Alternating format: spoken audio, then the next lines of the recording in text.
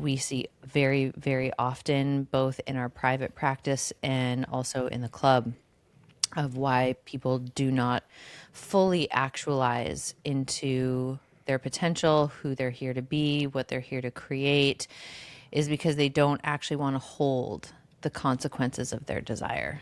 So, buckle up, babies. Buckle up, bitches. We're going on a ride. Oh, hello. We're talking about me tits. Most of the time. Girl on girl on girl. You would. Like, stop picking up the fucking hot knife. Fucking cares. Right on track. Ugh. With a lot of money, I would do great fucking things. But not in a good way. Yikes. Yikes. Yikes. Yikes. Where's the realness? Yeah. Everything you want. Immaculate experience. Back down. You're getting like excited. I do actually. We need tequila. Exactly. I really hope the AI from Riverside captured some of those expressions of yours as we were getting started. It always picks like the funniest pictures of the two of us and like the best moments. Like, I don't know what it is. Y'all, I'm not like the biggest AI connoisseur here, but I do appreciate the one that they've got running in the background here, because it seems to do a pretty good job of capturing Christine, especially in these moments that are so funny. It has the ability to pick like the ugliest facial moments. So it's like when my face is twisted, or like my eyes, or I'm just being an asshat and I'm doing like a dance, but it's just, Yeah. it's so good. It's so funny the way that, you know, it shows up, but that's okay. I love it. If I can embrace myself in the cringe of people seeing me at my like ultimate cringeosaurusness, then why, then I'm free, basically. I'm a free woman. You are free. And I mean, to be fair, it's usually just my eyes that get to see this. And I appreciate it so much.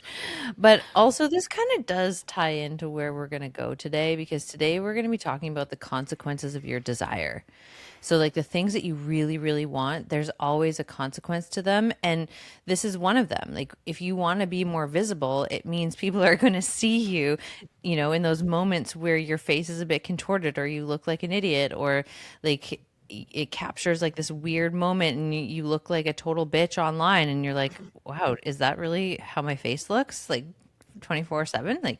And so like there are these consequences that come with the things that we say that we want, and we wanted to get into a conversation about this because it is one of the subconscious blocks that we see very, very often, both in our private practice and also in the club, of why people do not fully actualize into their potential, who they're here to be, what they're here to create, is because they don't actually want to hold the consequences of their desire. So, buckle up, babies. Buckle up, bitches. We're going on a ride. I love this conversation. It's so relevant right now because we are still in the January, you know, what can be the hot mess express of resolutions and goals and How what many of the you have sneak- given up on your resolutions? Oh my God, Kelsey, the meme, is it the meme with the Barbie? I think I sent it to you. And Like those hot mess Barbies? yeah, and she's like Okay, yeah. drinking, she's like chugging a drink and or like hacking a dart too at the same time, and it says like my New Year's resolution of like staying sober, and it's like RIP, and it's like January 1st to January 2nd, 2026, and I was like, I'm dead. Like, it was so, I laughed out loud. I was like, this is hilarious. Steve's like, I don't get it, and I was like, well, what do you mean you don't get it? Like, duh. She drank. She was sober for a day, or not even. Anyways, it was really funny. Now, if you struggle with substance abuse, this is not funny. So Not go funny. get some help. Serious. Go get some help. But we're in the realm right now still of that very hot resolution phase for people. And what we don't realize is that if we don't get really, really clean and clear about what the symptoms of our vision are and what that looks like after we have it, and or you said the consequences of our desires, we will actually stay blocked, stay stuck, and stay where we are, not because we're not capable of going after our dreams and having everything we want. Like that, I really believe that those desires are in our heart because they're meant to be actualized and acted upon. However, if we don't look at what would my dream cost me, or what would that mean for my life, how would things change on both sides of the coin? Oh, amazing. I'd have more money. I'd have more visibility. I'd have more followers. I'd have more impact. I'd have, whatever I want. I have the partner. But if we don't look at the flip side of it, well, what's the flip side of that? Oh, well, shit. If I went after my dream job or my dream business and I started creating something, well, I would have less time and I'd have more responsibility. Ugh. I'm already kind of compressed for time and I already feel stressed and I'm already like kind of burnt out. I don't like when people rely So on me. I don't like when people rely on me or I have to be accountable to anything. Mm. I don't really like, or if you already have something successful, this is any arena. Like I've seen it as well with, women are like, I want to scale my business. I'm like, amazing. So if you scale, what would that require of you? Yep. Oh, I guess I'd have to go online more. I'd have to be known more. I'd have to go and be online. I'm like, what would that require? Visibility. Okay, well, how is visibility? How does that sit in your nervous system? Is it spicy? Is more eyes on you, and is more people? That means more people are going to be talking about you, positive and negative. It means that you're going to have to go hire more employees to scale. What does your system know about hiring employees and working with people? Ugh. God, I had to work with all these people. It went terribly before. I had to fire them. That was the worst. I was up at 3 o'clock in the morning sweating because I didn't want to have that conversation. Well, guess what, my friends? Your system, 100 times out of 100, will cockblock you from moving towards your dreams because of all the unprocessed data that's sitting undigested in your system. And so getting really, really clear and clean about the cost is the risk, the reward factor of what your vision looks like brought to life and actualized is honestly the key to really moving forward. Because when you can actually look at that and be like, ooh, that might be a little spicy for me. Let me do some work on that, or let me clear the resistance around that so that I can actually step towards the actions that will produce my manifestation or my desire or whatever I want. Yeah, 100%. I mean, I see this a lot in my relational work where people will claim all the time, this is very normal, that they want a healthy relationship and whether they're in one or not. And so when we start to look at the mechanics of what that actually requires, and let's say you're in a relationship and you want to transform that relationship, and so you start working on yourself and you start moving towards that desire, what happens if your partner does not subscribe to that same desire? The consequence of your desire then means doing the hard thing and walking away from that relationship in order to have the relationship that you truly desire. And so, and this goes with boundaries as well. Like, oh, I want to have like a better, experience of my mental or my emotional well-being. Okay, great. So like if we find the leak and the leak is boundaries, the consequence of having a more upgraded emotional and mental well-being is learning to set boundaries.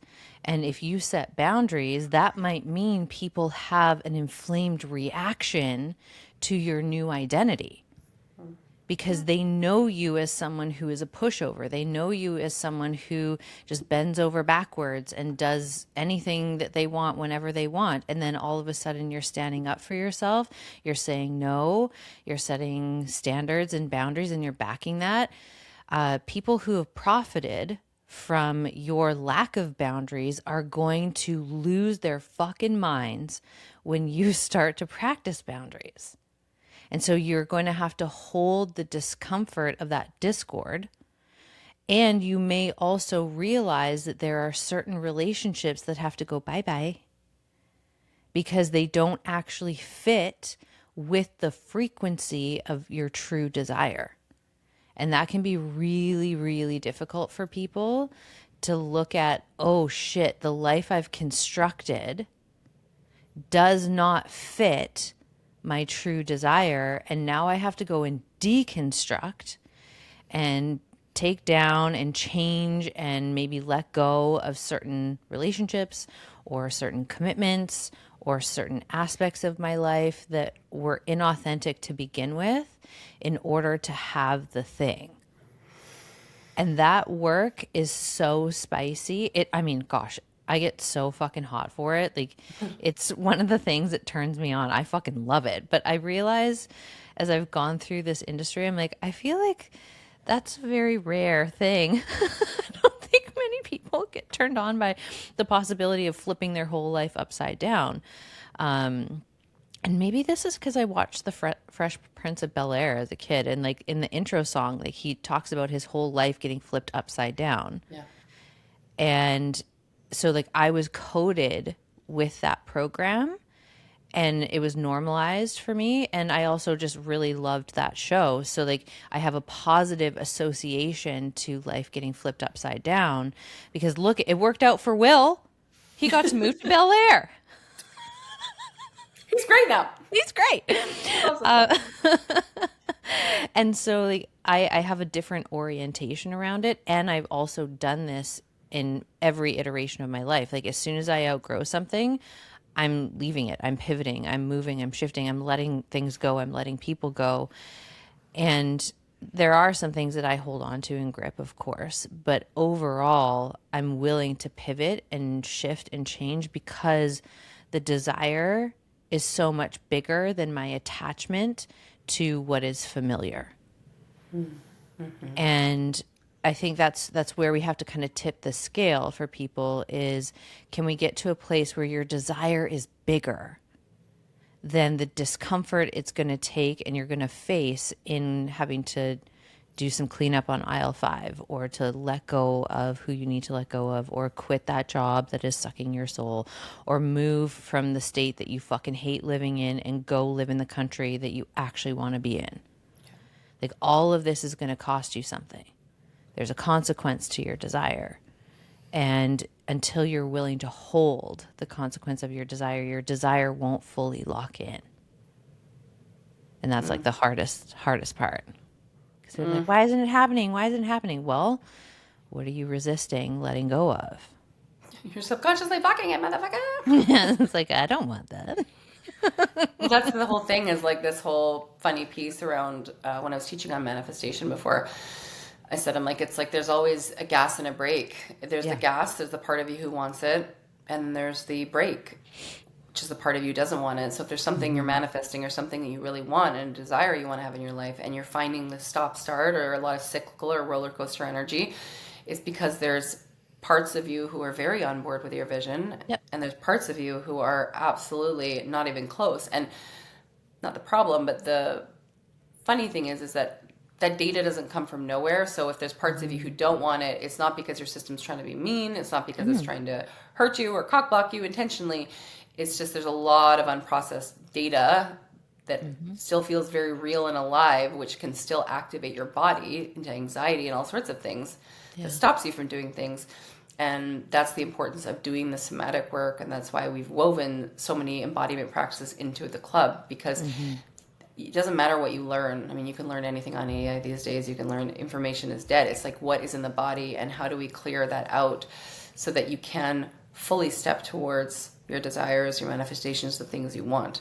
And so many people get frustrated thinking that their universe hates them or there's something wrong with them. And I'm like, there's nothing wrong with you. There's nothing wrong with you. It's just there's conflicting data in your system. There's the mind who wants it, the conscious mind, 5%. And then there's 95%, which is subconscious, which is just all the default programs and all your lived experiences. And and that will override your desires every single time. Right? So if you want to do that work of actually learning how to really smoothly and in a fun, easy way design your life alive and to actually step towards all your manifestations, that's why you would want to come into the club, because that's the work we do. We've cracked all these codes, and I know this sounds so cheesy, but like we've really found the pathway to do that work in a way that actually works, because there's nothing more frustrating than having big desires and having dreams and having all of these really heart-centered visions for yourself and for your life and for your relationships and for your work and craft and all these pieces, and feeling so frustrated and feeling like you're doing all the right things, because you probably are. You are doing all the right things. It's just that there's some pieces missing, and a lot of programs don't incorporate the subconscious or the nervous system or embodiment practices in them. And so I think that's really what sets this apart, is because that's actually the entire fuel. It's the thing that makes it's what you want, something stand in front of you and block you or stand by your side. Yeah. Right? And so we want to step towards the things we want without getting constant resistance or manifesting the pattern or the same dude, different dick. Like, that's frustrating. Or same chick, different titties. You know, it's just like, it's just so annoying, right? It's just, it's frustrating. And that's also the work we do, is help you get really, really clear on the parts of you who want it and the parts of you who might be a little afraid about that, and normalizing that journey. Like, we started the business incubator recently, and we're working with the women there, and it's been incredible. And to see them vision their lives alive and their first businesses alive, which is so amazing, and it makes my heart just so happy seeing that.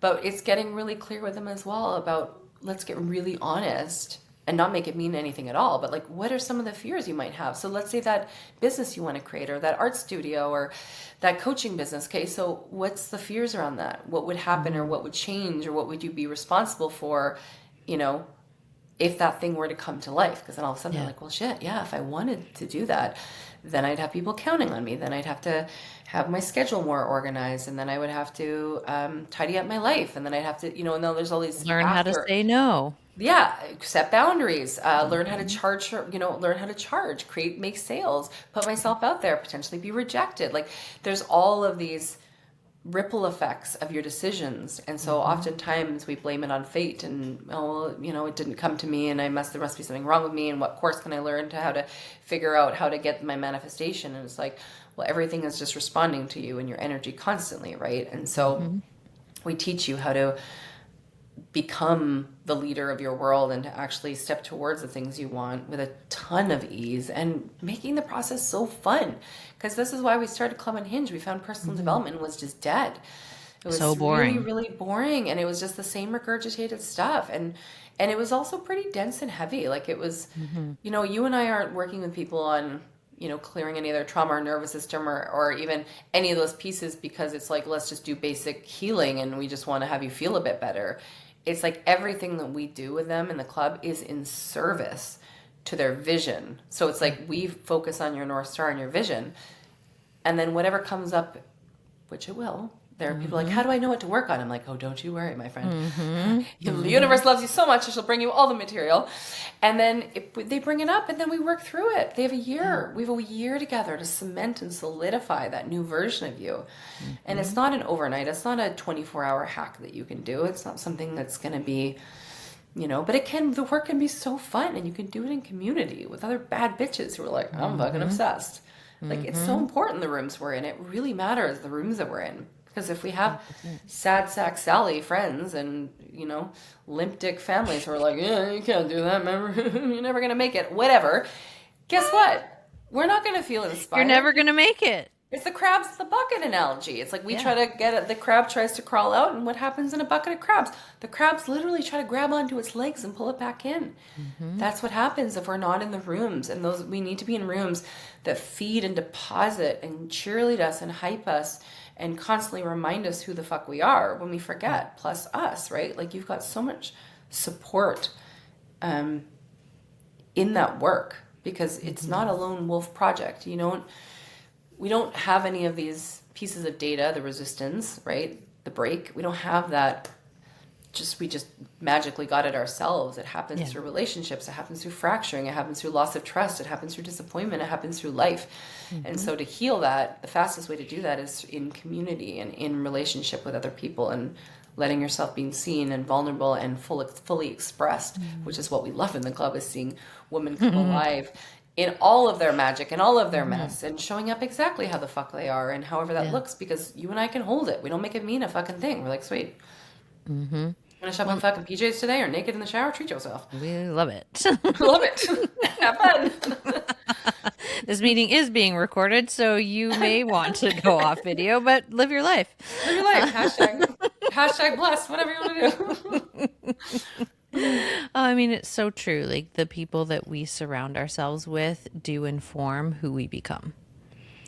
You know, there's a reason why that saying is you are the sum of the 5 people that you spend the most time with. And if you show me who your 5 closest connections are, I can predict with precision what your life will look like a year from now if you do not change that social circle. And that's like on the good side and the bad side. Like if you are around people who are high performers, who are, they really value growth and transformation and being their best self and being in integrity and making the world a better place. If you're surrounded by that and you don't change one thing in your life will change in a year. Because just riding with that circle, you are going to up level yourself.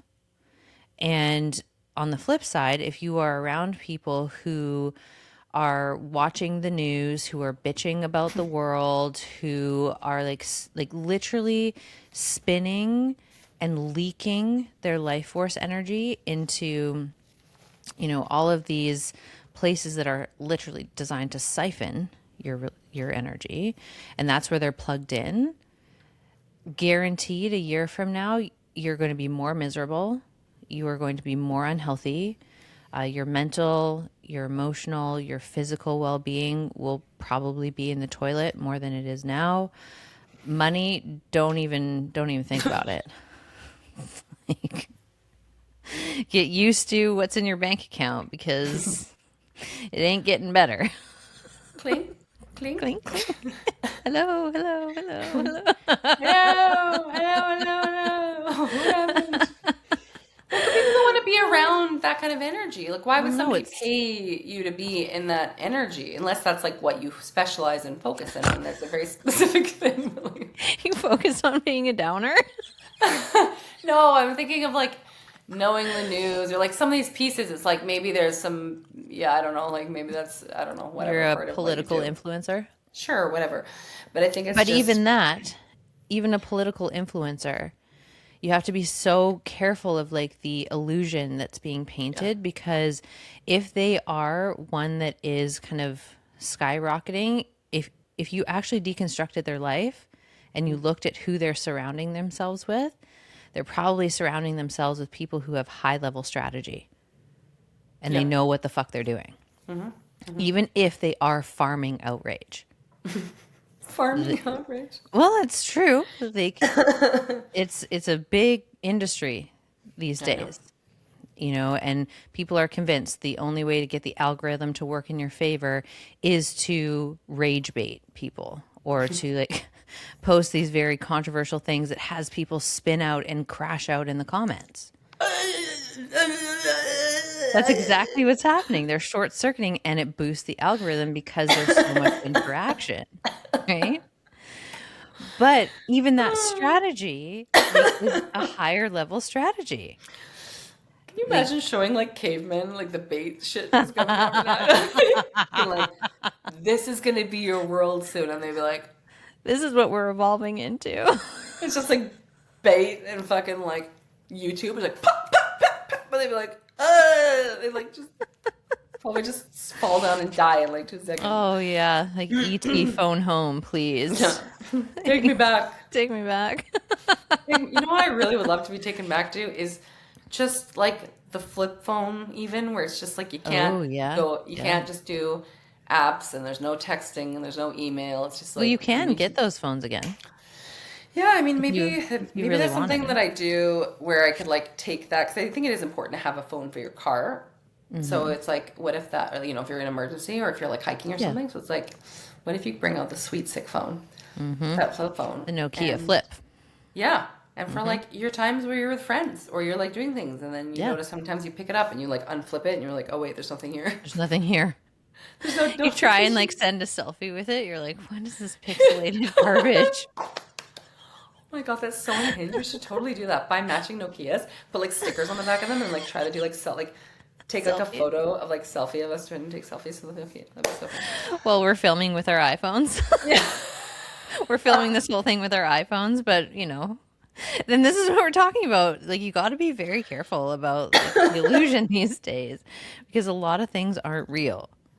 Yeah. And I know we've gone on a major fucking tangent here, and I don't know Where did how we we're even, gonna. how did we get to the flip phone selfie?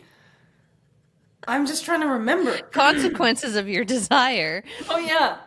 See, it's crazy. Now we've went about both dueling flip phones. Oh Jesus. All right. Oh, but listen, like that Back on could track. Back on track. but that could be someone's desire, right? To simplify and like go Yes. back to a time where they're not so plugged in to social media or like this current culture. And if so, the consequence of that desire is that you were left out of the running. Like, and you've got to be okay with that. You can't be victimized by the consequence of your own desire. And this Ooh, is zing, zing, zing, zing, zing, zing. There's a lot of people like that who are like, I can't handle social media and this and that. I'm like, okay, that's fine, but like, or you can just create a different relationship with it, or you can just like not make it be this like. I think it's so interesting how when people have wounding from authority, they project it onto things like social sure, media or of course, yep. Instagram or like these different. Or, I'm like, what is happening right now? Like nothing fucking owns you. No, Like you don't want to be on it, don't. don't.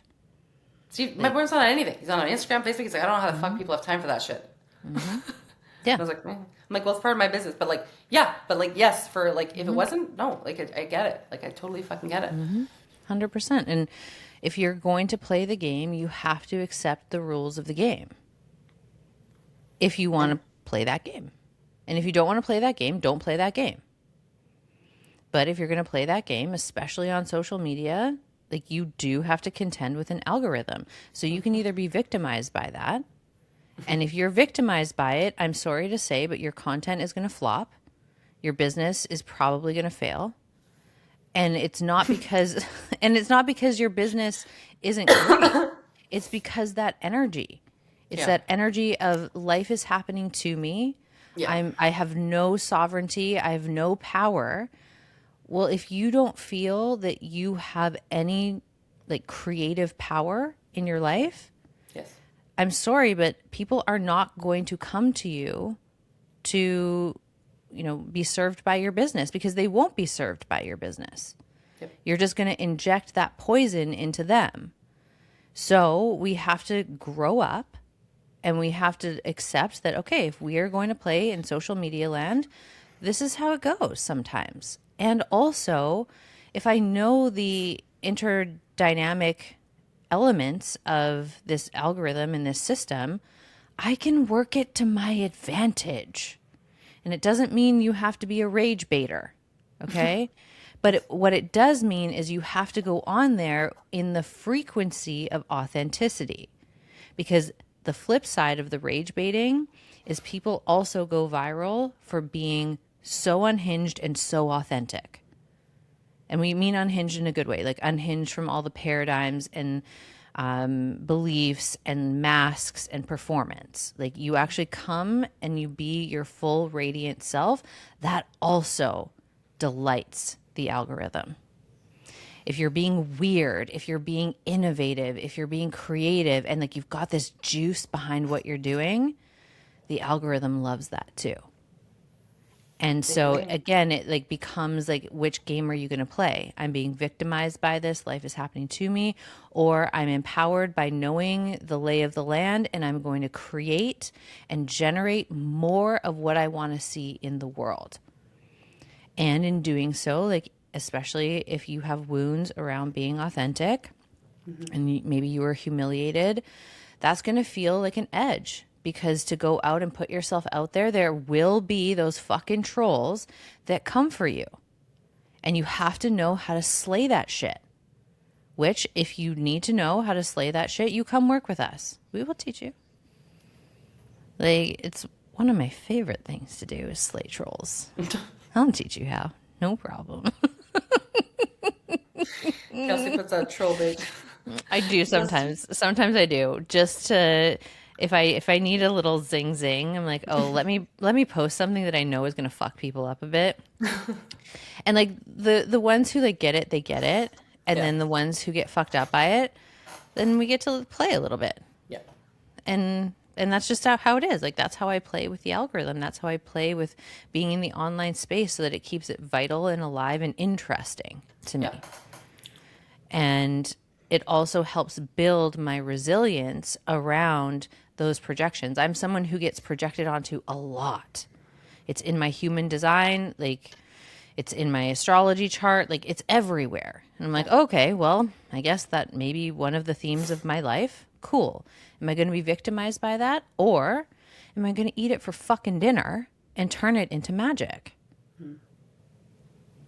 Like, it's a choice. It was always a choice. Yes. Yes. And it does take something to be able to get to that point, to be able to not get fucked up by the projections that people throw at me. But that's the point of the process. Like, it's a journey, it's a process. You refine, you get stronger, you get more equipped, you have more tools at your disposal to deal with shit like that. That's all I have to say about that. Well, and it's a symptom of your dream. Like, your vision for yourself is impacting a ton of people. That comes with a ripple effect. That means that you are open to more exposure. You're open to more people not liking you and misunderstanding you and all those things. And so a lot of people have wounding around that, and they haven't processed and cleared, and so they don't move forward, right? And so that's one of the consequences of your vision. And I have it too, and we all have it, right? There's something we want, but there's a flip side. So whatever it is, there's always a flip side. So when we can get comfortable with both sides of the coin, that's when magic really unlocks. So whatever you want, do some inventory right now. What do you want in whatever area of your life? It doesn't matter. Look at all the reasons why you want it. Take a piece of paper and a pen, put a line at the top, put a line down the middle, left side, what do I want? All the reasons why I want it. I want this, yada, yada, yada, yada. Okay, and then on the right-hand side, all the reasons why I don't want it. What's the flip side of you having that? What does it mean? What are you going to have to do? Who are you going to have to be? What you have to let go of? Where do you have to up-level? Where do you have to stop bitching? Where do you have to stop complaining? Like, all these things are going to require something of you. And humans, more than anything, hate fucking change, and they hate the unknown. And if we distill everything down that we're talking about today, everything about your dreams and your vision requires you to be very comfortable with the unknown. And we are not wired and programmed for that as humans. We are literally have it's like a nemesis to be in the unknown. And it's why a lot of anxiety is caused. And so this is why we specialize essentially at the end of the day is helping you through that pathway, that journey, that portal of sitting in the unknown and being so fucking comfortable. You're like, I got this. Feet up, fucking throw a cigarette on and just hack a dart and fucking sip a martini and be like, treat myself, I'm good. Right? It's stare at the void. Well, you just get so comfortable with it because you just, all of a sudden, you're like, oh, the things outside of me are not responsible for my safety anymore. I am. I've created so much internal infrastructure and safety within my system. It doesn't matter what presents itself or what the thing is. We lose attachment to things, and we lose attachment, the thing fucking comes to us. That's the whole hilarious part of it. Yeah. When we want something, it's like, literally, it's like avoidant and anxiously attached. It's like, bye-bye. So when we loosen our grip about those desires and we get really curious and we're really comfortable with the unknown, we also just lose attachments to certain things as well. And then all of a sudden, things we want just usher right in because we're the match to it. So that's a whole other conversation for another day, friends. We're going to wrap it up today Wrap it up there. Rappasaurus Rex. There's still...